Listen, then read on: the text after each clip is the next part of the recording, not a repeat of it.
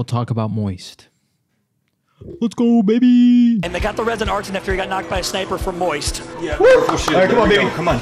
All right, let's put that ass on the foreman. Come on. I like it when it's a little charred. Give me some charred butt cheeks. Let's lock them doors and turn them lights down, baby. Yep. Artin popping a Phoenix kit back to full. It's a full-blown 3v3 for the final game for Circle. This is so intense. They have the pillboxes. Who's going to try to fully set it in? It's Singularity versus Onyx. That's right, Artin going to get some good damage here. Elysium, no shields to his name.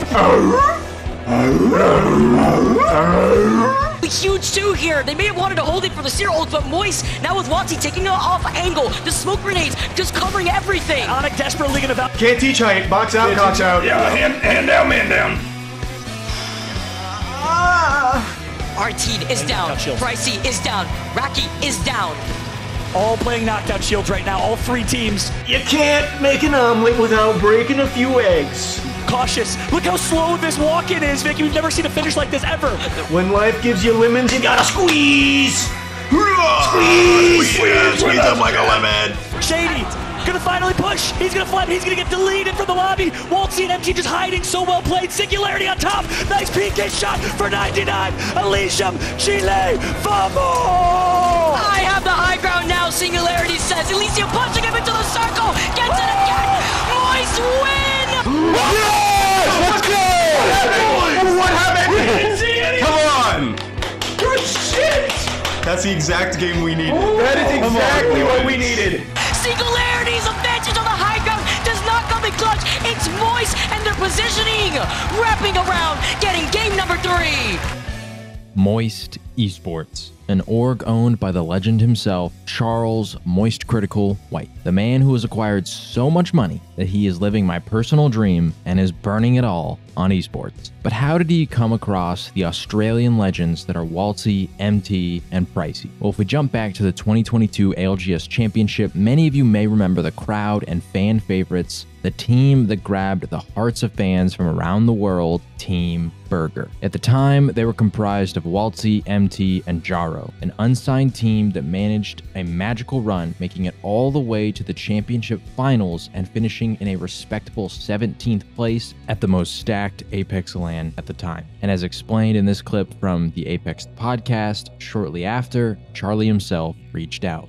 We came into that event and the only goal that we had was to just pop off and do our best. Like, we had no intention of like creating a fan base. We had no intention of making a name for ourselves at that LAN and getting signed.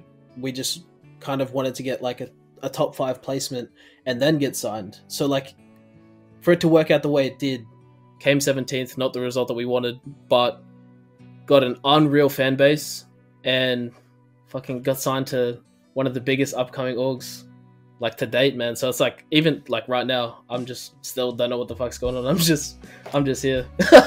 I'm just playing the game. But yeah, and then Critical just messaged Jaro, my teammate, and then like we just got into talks, and then yeah, we ended up signed.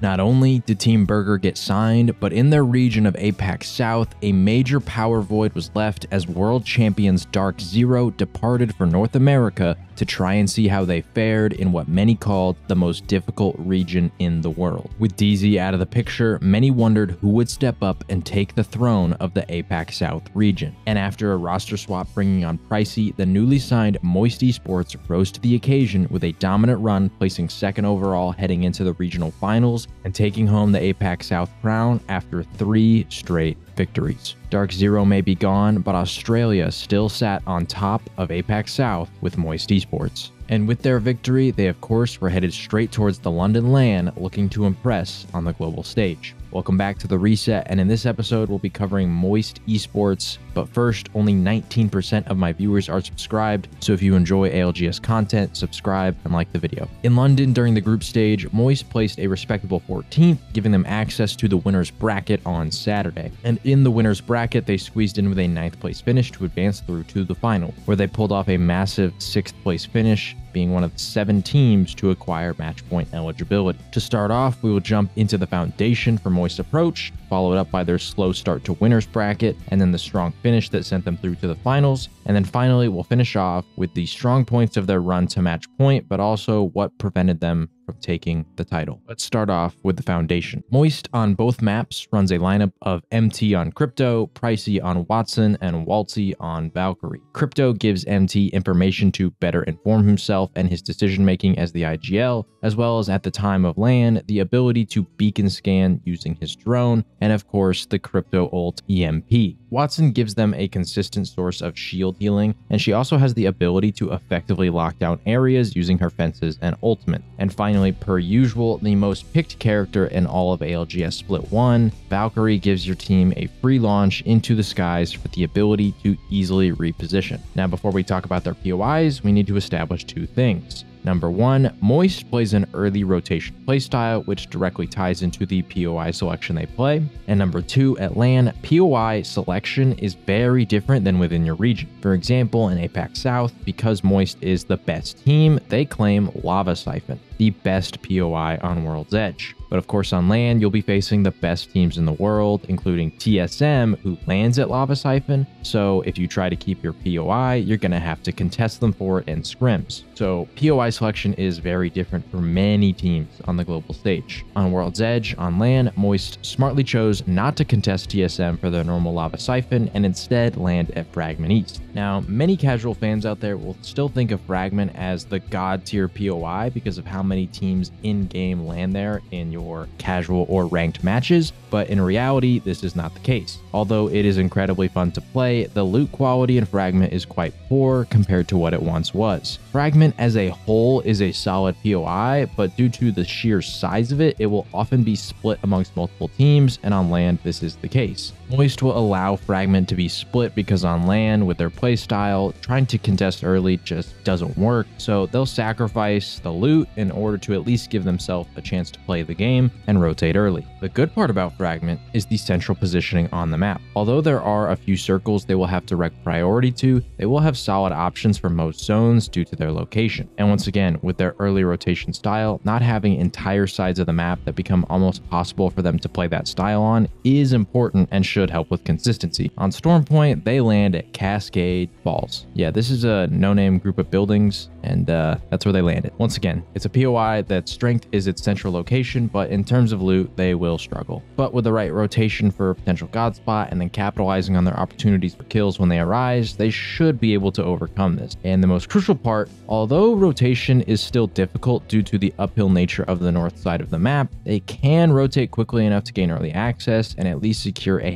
halfway decent spot. So overall, we see a pretty cohesive strategy here. The comp they use will allow them to rotate early, acquire information, and hold off any teams coming into the circle later on. And their drop spot selection, although rather average at best, are center on the map and should mean that there isn't any circle that they are at a massive disadvantage with. So now we jump into the winners bracket. Moist performed relatively poorly during the first 3 games on World's Edge, so we'll jump into what went wrong specifically here. First off, we need to show something that is entirely out of Moist's control. In game 1, the circle is pulling towards Dome, and Moist on rotation gets held out by Northeption and Ascent. Because of this, they end up having to shift towards a more edge-oriented playstyle, which clearly doesn't suit their composition. Then they pick up some KP and decide to Valk ult into zone. Obviously, there is still some we can learn from this game in regards to some specific micros such as timing and pathing, but then this happens. Oh no! No, he missed. It's okay. You're good.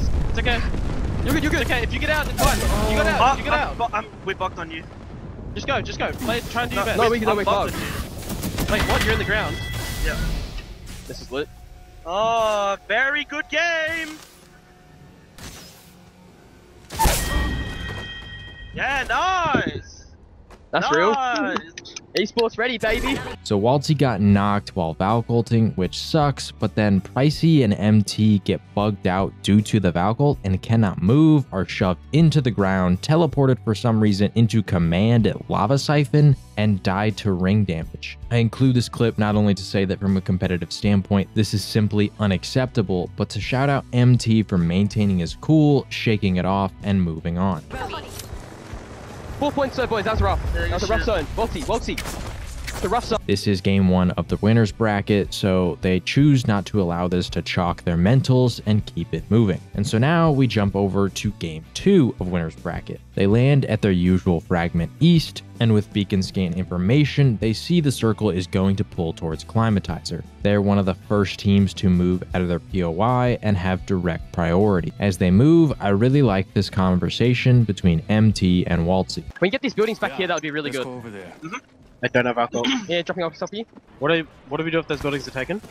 We'll land in climate somewhere, okay? But those buildings should be free. Yeah, yeah. MT made the call where they intended to play, but Waltzy asking for a backup plan is a great move during this downtime of rotation because it should eliminate any second guessing later. Outside of Fnatic, who lands at Climatizer, Moist essentially has first dibs on wherever they want it to go, and they chose the back buildings out on the edge. MT then shows off his pretty insane circle knowledge and directly calls out where the circle does in fact end up pulling towards endgame. It's probably the ending on this like caravan. We can take back out here later. Yep. From where we are. And here's a little side comment as they're chilling that I thought was kind of funny. I think the more sack the lobby, the better charges. Oh yeah, I know. Like, It's fucking holy crazy. fuck. Remember Mandy and Champs? Yeah. Cringe as fuck. New team is wall grouping. 1. So much fucking damage, dude. Shout out Mandy, and then we get a few compliments that are pure gold. Oh my god, bro. Get a That fucking guy- grip, man. That guy's parents definitely love him. Oh, for sure. Yeah, you're the goat, cunt. Hit me for 20 at a time. Ooh. Another 20, you're the goat. Hope that guy's a really good Christmas. Yeah. Later, as the circle continues to close, we get a call from Waltzy on where to play next. Wait, we're in here! Yeah, but we're not safe, are we? Yeah, Are we? we can only die if a team takes this. but Okay, they we should play be able that. to, no? Yeah, we just nade them. We bomb them if they take that. and I Okay, only pay okay. them. This is another one of those teams that seems as though they have all 3 players with IGL level knowledge of how to approach the spots they intend to hold. This is something I've noticed a lot when it comes to zone teams, is that usually it's not only the IGL that can make calls, but like Waltzy does here, he's able to identify the spot to hold and how to ensure their backs are cleared early. This isn't groundbreaking by any means, but this common knowledge across 3 players is great because it ensures that there is no option that is missed. Then crucially, E6 ends up grabbing this spot near them that MT believes to be an unsafe spot to hold. And he seems rather surprised that E6 is actually able to survive here. No, you're 100% right. Unless somebody takes this, we can't die. They should die to root. no. They're not safe there. Yeah, Okay, we yes, have yes, to yes. hold left side, make sure no one tries to wrap us, and then we're fucking bing chilling, okay? Yep, heard. Let me go see if I can stand close enough to the gen to... Balcol, northwest. I got smokes from somewhere. Yeah, you got smoke from main. I'm genning, I'm genning. Shoot the fucking Valcor though. Yeah, Just make sure you fuck with them. I'm just genning up. They're going for it. They're going for it. They're going for it. The antenna spot. Yes. Yep. They should die. They should die. Are you ticking? Not burning. Are they getting shot? The caravan. Me and pinning them. I'm chucking nade on them. Fuck, it's shit nade. They're living there somehow. E6 being here is really important for what will go wrong shortly on their rotation, and their entire strategy in this moment is dependent on E6 dying, but that doesn't happen and it leads to this. Gen on this wall maybe. Yeah, we gotta slide forward there. It's gonna be skipped as fuck. I can Q it and then do it. We maybe run to like... Oh, yeah, No, we we can't. Yeah, you gotta Q and then we... We got no nades, do we? No, I don't have nades. Alright, ready? Yeah, we got it. Alright, Q I'm it and then we queuing go. them. I'm queuing them. I'm queuing them. Okay, go now, go now. Look to kill them, look to kill them. Cracks. Place blow here. Place blow on the gen. Behind Ready, us! E6 shooting us. Climb me. You need. Oh, I'm shit. playing back on gen.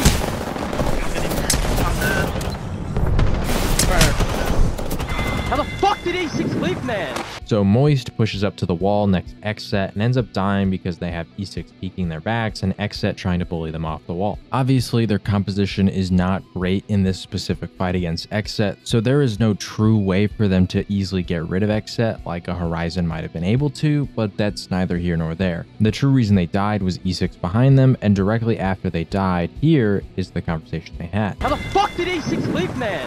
Dude, whoever is the parent fucking quit the game. No. That's not on fucking anyone but us. I thought you checked the spot and said it wasn't fucking It's dead. not. You can die from roof. You clearly fucking can't. Roof didn't peek them at all. Because what? Dude, Roof. If that was, bruh. If I fucking knew this is what you meant, I would have fucking told you. You can't do anything. If you're on roof, you're gonna be 100% fucking getting dick from every angle. Oh, you're not safe. Everybody always fucking dies in it, but they live the whole game. There's no back here or anything. Well, yeah, that's because there's no fuses and no bags in the fucking one. Yeah, but I mean, people just, I guess, yeah, you can play that.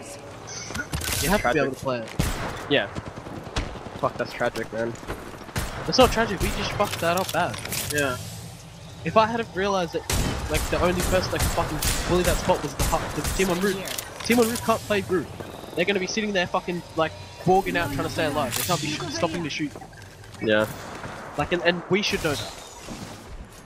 That game's not on nobody but us. Shout out to Waltzy. The mentality you need to have to be the best is that the mistakes are not made by anyone else but yourself. He then mentally jumps into the POV of E6 to explain why Moist made a judgment error. E6 is playing this spot and realizes that yes, many teams could hypothetically peek them, but the only team with a strong ability to do so is the team on the roof, which is Fnatic. But Fnatic, if they try to full commit to E6, are also vulnerable to dying. This bit is important here, because not only can you think about the dangers of the spot E6 is holding, but you also need to consider the dangers the opposing teams will face if they try to punish E6 for holding said spot. Once you go that extra layer of thought, as Waltzy explained, and you realize that E6 is actually relatively safe because Fnatic can't safely peek them. So with the unfortunate endings to back-to-back games, but still strong mentals, we dive into their Stormpoint games where they really picked up their performance to launch them into the finals. This is game 6. Moist is currently sitting at 23 overall points heading into this game, in large part due to the slow start on World's Edge. The usual cutoff for top 10 on LAN is around 33 or 34 points, so Moist knows that they need a strong game with about 10 points to guarantee they qualify. Because they aren't an Edge team that will engage with loads of fights, they need to get at least a top 5 finish to get a minimum of 4 placement points, as well as around 5 or 6 kills. As discussed earlier in the video, they will land at their no-name location above Jurassic Park, and we see that the circle is going to pull towards Shipfall. Per usual, Moist is one of the first teams to leave their POI, already heading out with still about 45 seconds until the ring is going to close. And of every team that I have reviewed so far, they are by far the fastest rotating team that I have seen, and it certainly plays out to the strengths of their legends and POI selection. They end up securing the bins near the cannon, and this spot is fantastic because of how close it is to the spot the final circle will end on. MT warns his team that the largest possible threat they could face to their current spot is a team wrapping through zone on the southeast corner of the map and potentially rolling right up next to them. Okay, our biggest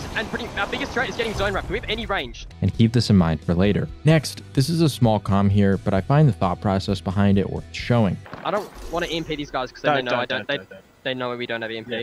Moist has realized that all the teams in the buildings have absolutely zero reason to push them. So the most immediate threat to them is the team on the cannon, and he wants them to fear a potential EMP to counter their push, so he won't use his EMP on them to give them free information on how long the EMP will be unavailable for. If we contrast this with my Ascend video that I did last, you'll notice that Ascend was often EMPing a nearby team in order to waste their heals.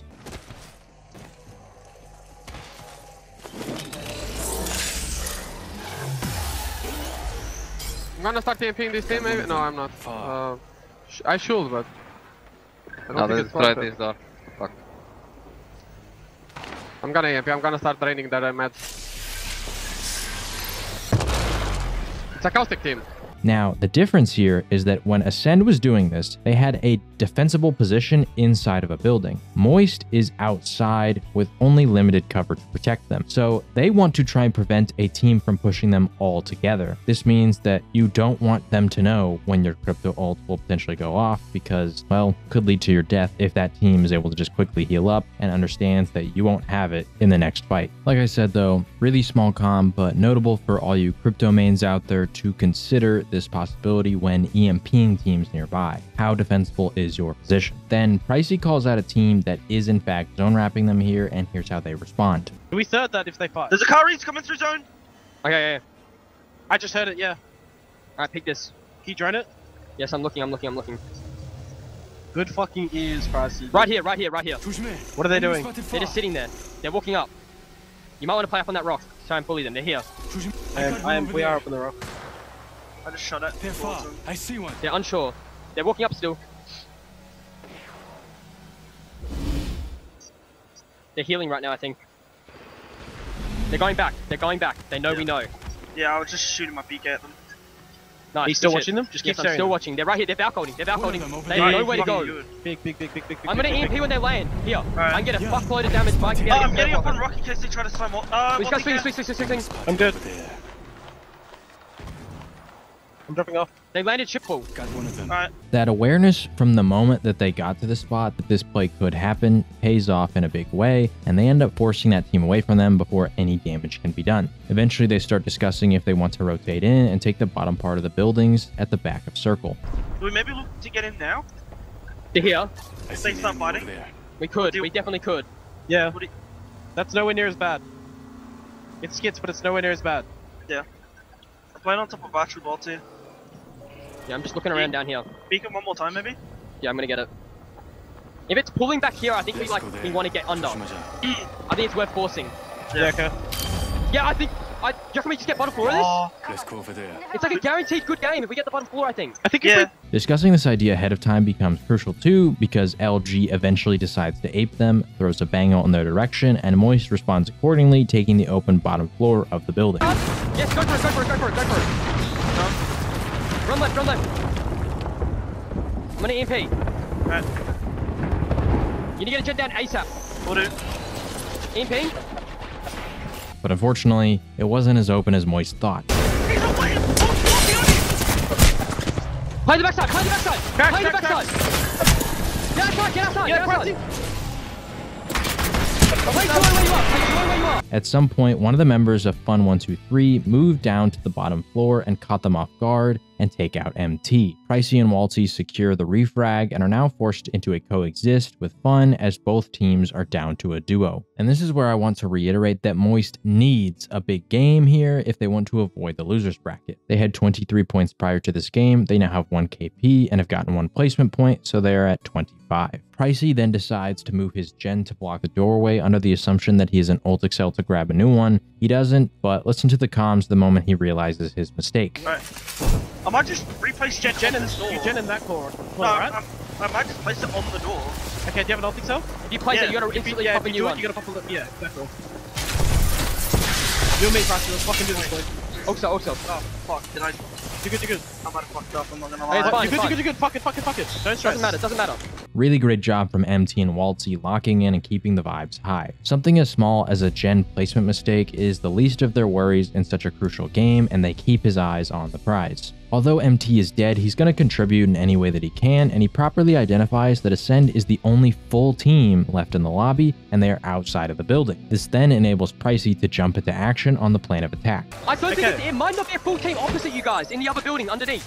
Alright. I think it is. Yeah, you're right. You're 100% right. It's a jaw above you, and then it's probably a full team out, like in the winning position. That's one.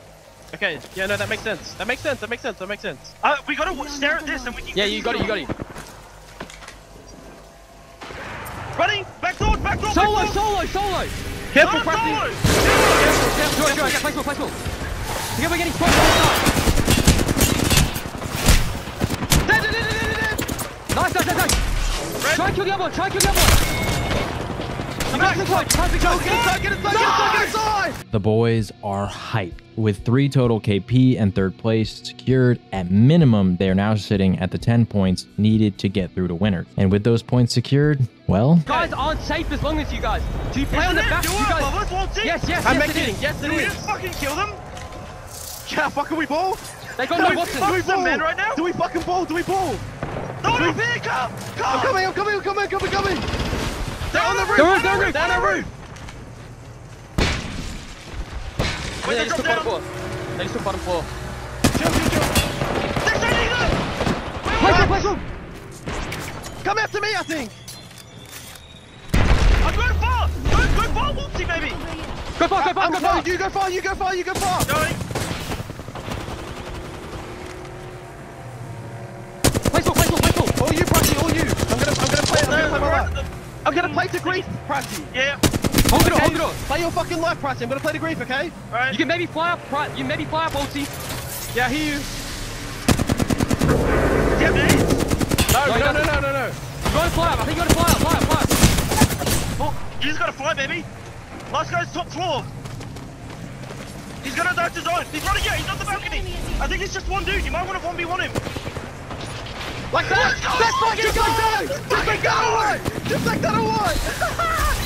You motherfuckers are fucking awful, bro. Good shit, yeah, baby. No, we don't. So Moist is advancing straight through to the finals with a starting total of 2 points due to their 9th place finish in winners. And things started off rather smoothly for Moist. Although their first 2 games they got 7 and 0 points respectively, Game 3 was where they announced their contender status to the world. We are once again on Storm Point, and per usual, Moist is essentially tied to the guard for the fastest rotating team in this lobby, as they are already leaving their POI with around 40 seconds left until the circle closes. They don't have beacon scan information, but correctly identify this circle will be pulling towards the no-name POI that Ascend lands at, known as Bean. They decide to pull a Valkyl in hopes of grabbing the building below Godrock, but Dark Zero beats them to the punch, so wisely they take the big building called Market. This building is strong to hold because it gives you plenty of cover and a lot of different windows to gain angles from, but the risky part about it is that it's very difficult to prevent a coexist due to how large it is. It's entirely possible that a team can land on your roof and put pressure on you from above, a team can take the opposite side of the building than the one that you are holding, and someone could also hold your bottom floor depending on how the circle closes. But with Moist having Watson, they can line the bottom floor with fences to show presence and put at least one player up on the roof, and they should be able to prevent anyone from challenging them for it. Eventually they see that the circle is going to be pulling away from Market and more towards a patch of grass next to Godrock, so they start formulating a plan of what to do next.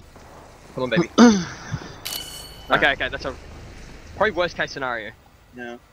So, what's it like looking out over here, MT?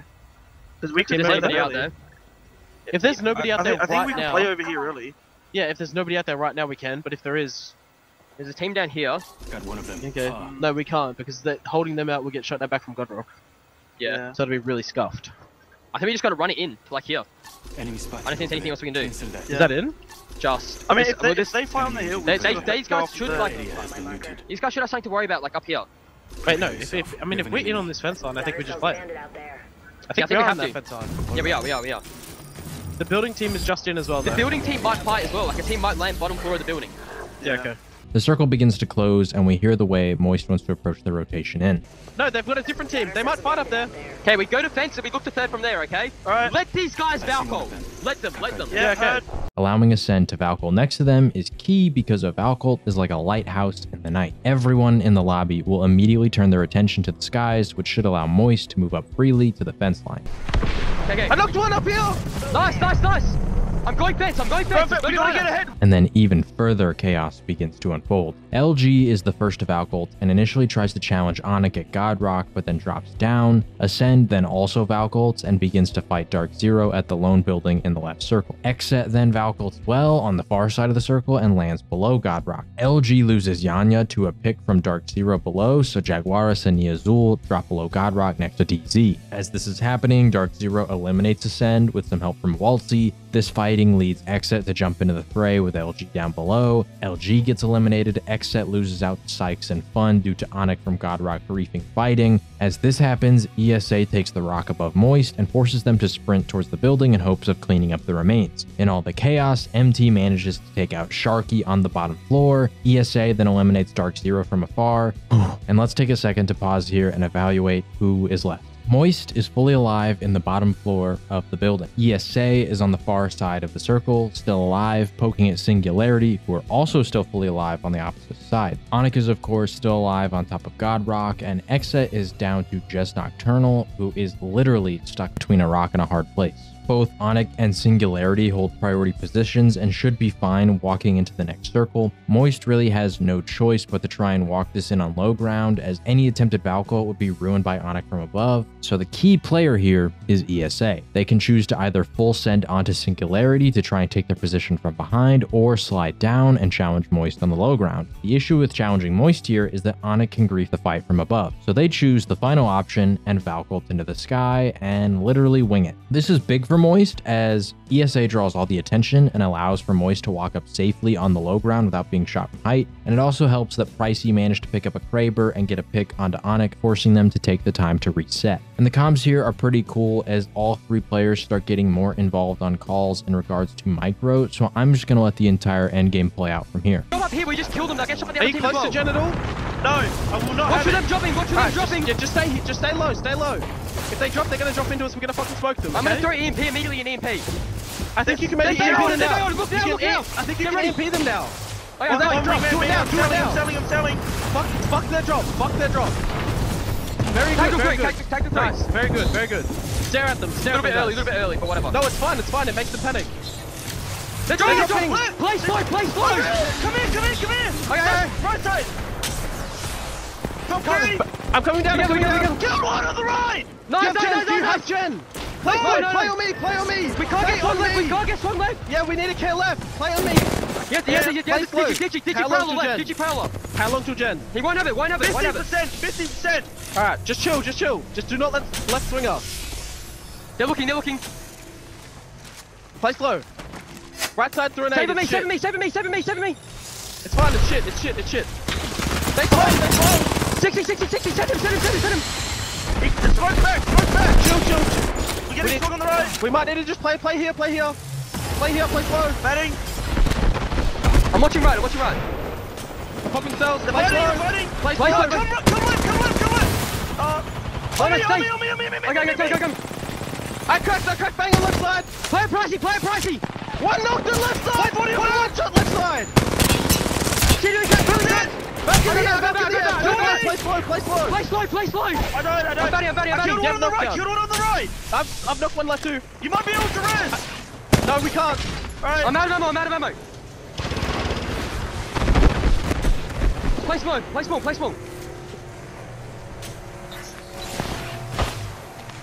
Above. I'm coming this way. Come this way, maybe. We have to stay here. We're in for really low. We just gotta climb up, Pricey. Stay up. One knocked his own. I'm going up. Get behind the team. I'm out of ammo. Firewall, see if you can.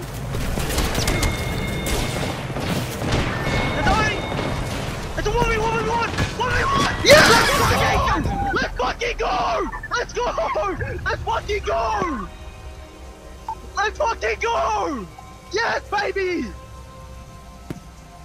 Moist takes the win in Game 3 and launch up to 29 total points. They are now tied with TSM for second behind Alliance, who has 33 points. But unfortunately for Moist, this was the last big game of the tournament for them. They did not have another double-digit game the rest of the way. Over the next 5 games, they slowly claw their way up with 0, 3, 9, 8, and 4-point games to close it out. During the final game, in which TSM claimed the win, Moist finally managed to reach match point, but TSM never gave them the shot to try and capitalize on it after that. Rather than break down any of these games individually, we're going to go rapid fire through each of them to see what led to their eventual death. In Game 4, the circle pulls towards Barometer, so Moist rotates in and grabs the bottom floor of the central tower. They're about to die here in 20th place, and this death is a tad unfortunate because what ends up happening next is that Dark Zero rolls up on the west side of Barometer on low ground. They see enemy Wattson fences on both the top and bottom and assume that the same Wattson team plays both. On Seer Scan, Zero sees that there are people up top and bottom, but he can't distinguish that there are 2 separate teams, so he once again assumes that it is a single team that is holding the tower and that they can bully the player holding the bottom floor. Coming with you towards middle. It's fenced, but I don't know if it's taken. They're not bottom, I think. Oh, they are. I think they're split holding. Go! I can't see. No! Oh. They double cracked! He's dying! At the exact time that this is happening, Ascend on the top floor above them sees that MT has used his crypto ult on a nearby team and coordinates a plan to EMP Moist and triple drop from height to eliminate them. I'm gonna EMP 80%. Ulti 80%. And we can easily kill this team. Guys, we can easily kill the Totten team if we heal. Team at the bottom? Yeah, let's just drop down on the shafts. I drop alone, okay? You and Post drop down the side. Post, come to me. Okay, going. Where do you want me to drop? Here? Here, yeah. I drop on the other side, okay? Okay. Are you ready? Are you gonna Let me EMP? EMP first, let me EMP first. 3. Let me EMP. I'm EMP. Go. I'm dropping. Right there on the corner, low. I'm gonna need the corner. I'm low, I'm 1 HP, I'm 1 HP. Another team on my side. Guys, go back, Stuck one guy, going back, I'm going back. Let's fucking go. Good job. Two separate teams deciding to take this fight, and neither Dark Zero or Ascend are aware of each other's presence. If Ascend sees DZ, they probably don't drop. If DZ knows that there are two separate teams, then they probably don't try to take the bottom floor. Overall, it was just an unfortunate piece of timing. Nothing really could have been done on Moist's part here to prevent this tower. In Game 5, we jump back to World's Edge and we get another Dome ending. They grab Godrock on the north side of Dome, and as Circle starts closing, they naturally get surrounded with teams. Dark Zero is pressuring them from the tunnel below and gets a crack onto MT. Meanwhile, Fun FPS from Xset charge rifles MT from behind and eliminates them. Pricey and Walty then get pushed inside of Dome and get eliminated later on. Looking back, key issue here was Fnatic on the outside did a good job of poking and prodding Moist to make them believe that if they tried to fight DZ, they would have gotten thirded. It was certainly possible, but Fnatic was spread out, so if Moist EMPs Dark Zero here and cleans up the fight fast, they probably would have survived as a full stack, or Yuka F could have aided his teammates on third party. In Game 6, Moist was able to get really deep into the endgame and even had 6 KP, but in this game, Circle pulls slightly away from their building, so they have the unfortunate spot of having to push Ascend on the high ground at the truck above them. They plan to EMP them, but then this happened. Look at this rope! Yes, let me make sure there's not a team there! They're staring us! Are we gonna get? Will we get fucked by a pipe team? No, there's no pipe team. Okay. You might need to EMP them to get them back in though. Yes, we go late. Okay. I'm gonna EMP them. Can we not just go now? I'm EMP. There. They throw my drone. I'm going Pricey. Get in there. Look behind. Alright, Careful. Watch out. Careful. Get under, empty. I can't. Play knock. Chill knocks! They're getting angles on me. I fucking can't kill you not.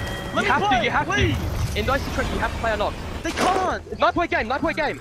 If you'll notice, MT had actually taken his drone successfully to that rock, but for the sake of timing, he recalled it and then tried to take it to the rock again in order to EMP. His drone obviously got destroyed, so looking back, he probably should have tried to do the EMP the first time he got his drone across to that rock, and then they could have swung it a tad bit early to try and force the fight here successfully. But with their current comp, there was no way to take that height quickly without swinging around the rock as they had discussed. So once the EMP was dead, there was no true way for them to challenge this height and Ascend punish them for it. And in Game 7, we are back over to Storm Point and the Circle is pulling towards Gale Station. This is another game where Moist manages to secure a good position and make it deep in a late game. The issue here is that the Circle pulls to a spot that has little to no cover, and the one spot they want to play is already taken. They end up playing their last resort spot, which ultimately gets them killed, and I'm wondering if there was a possibility that they could have scouted a bit more and possibly challenged Xset on the backside of zone. Now obviously, I'm using knowledge that Moist at the time did not have. So this is nitpicky, but if MT is maybe able to get his drone a bit further and he could have somehow seen that around the rock is currently clear and maybe even heard the shots from Xset and SSG, they could have potentially made a play there. The guard who was taking the spot that Moist wanted to play have zero reason to third party this considering the spot that they're holding. So with that secured, if Moist pulls an early Valkyrie, lands behind Xset, then maybe they could have taken that spot and sandwiched Xset from behind and won the fight. Once again, this is complete speculation. I'm not sure if MT's drone could have reached that far to see how much space is clear. There is no guarantee that Xset doesn't just turn around and wipe them. And heck, to be honest, I'm not even entirely familiar with the area to know if there's even a safe spot to land to avoid Xset shooting them as they came in. Finally, we move on to Game 8. This game shows exactly how difficult it is to try and advance across the low ground uphill into the northeast side of the map. Moist actually attempts to take one of the spots that later then gets taken by TSM, which we of course know ends up winning them the game, and if they had done this, maybe they could have pulled out a win here, but regardless, they hadn't reached match point until this game, and you cannot win the tournament without first becoming match point eligible and then winning one of the games following that. So hypothetically, if they won this game, it really wouldn't have mattered outside of the fact that it would have prevented TSM from winning. Moist is holding the left side of the middle of the hill between Stormcatcher and Thunderwatch. As we all know, the circle will continue to pull up north, which is going to force Moist to move up towards the treacherous Thunderwatch building. On top of the building is their immediate concern, and Dreamfire starts fighting Xset up above, and Moist looks to get involved. They get a pick onto Xset, but ultimately with TSM later getting involved, it's impossible for them to make a play onto that roof. They attempt to back up and Valcolt, but the structure above them is preventing them from pulling it, and with the circle closing, they can't move back further, so they start running up on low ground to engage with the guard who are holding them out. Before they make the move up, MT's drone got broken, so they can't EMP the guard to try and force them to stop peeking as they advance. Meanwhile, the guard still has EMP, and they use it as Moist advances to stun them, and it leads to their ultimate death. In this specific spot, the best case scenario for them would have been to try and Valcolt way earlier. Instead of trying to get involved with Xset and Dreamfire and TSM on that roof, if they could have Valcolted for priority positioning early, then maybe they could have challenged the opposite side of the roof that TSM eventually ends up taking. But because they move up closer, they can't pull the Valcolt, and then they get forced into a fight with the guard. Hypothetically, even if they kill the guard, they still can't Valcolt because of structure above them, so they'd have to work in on the low ground, and we saw how that worked out for everybody once TSM took the priority positioning on the far side. Moist ended up finishing 6th place at the most stacked Apex LAN to date, and we can't ignore that this was their first ever LAN as a team under the Moist banner and together as a trio with Pricey. As with Ascend and many of the other teams that ran crypto in their lineups, it'll be interesting to see how they respond to the meta shift, but the Moist boys have already proven to be one of the best teams in the world and have won the hearts of fans from across the globe. That's about it. See ya.